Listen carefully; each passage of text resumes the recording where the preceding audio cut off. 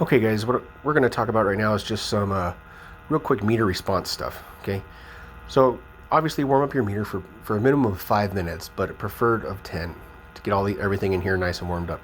When you guys show up on the scene, this is what you should be seeing: 00020.9, and that's exactly how you should say it on the radio if you're downrange and you have nothing.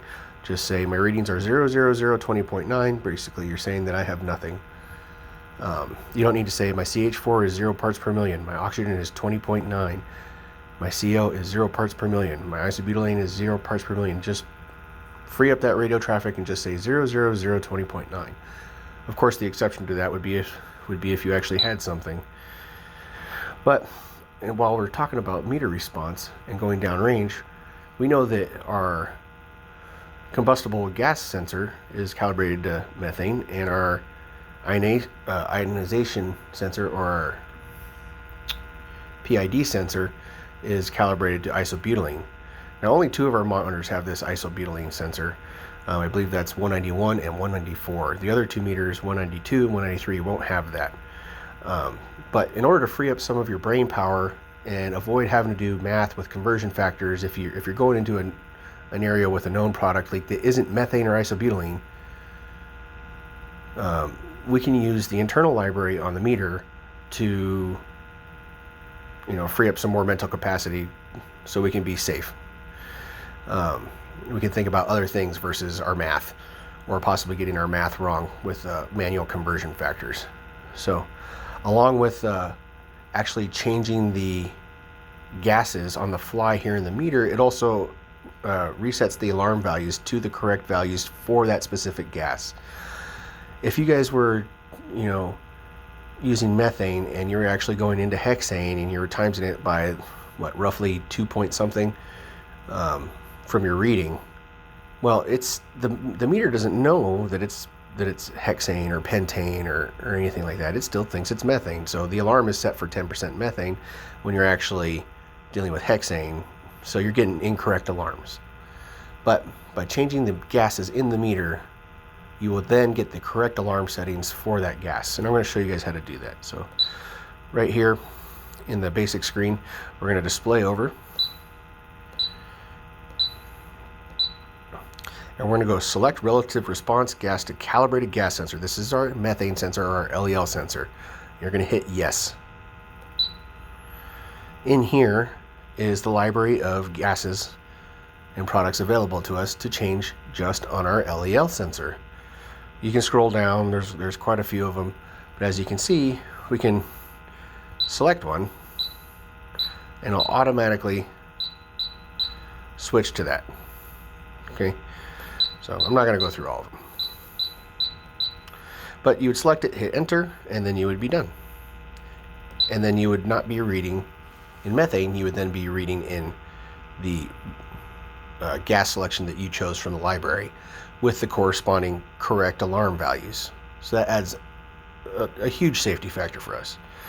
Well, you can also do this for the PID sensor. And I'm going to actually display through this again from the main screen so you guys can see the difference between the two, just so it's clear as day.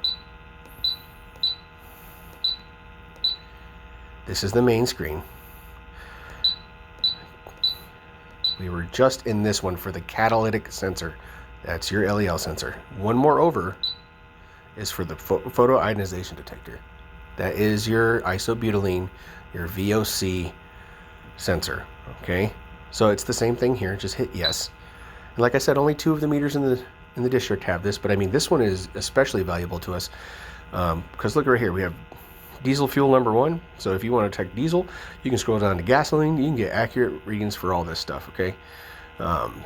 And increase our safety factors and keep everyone safer for longer and do things efficiently and effectively.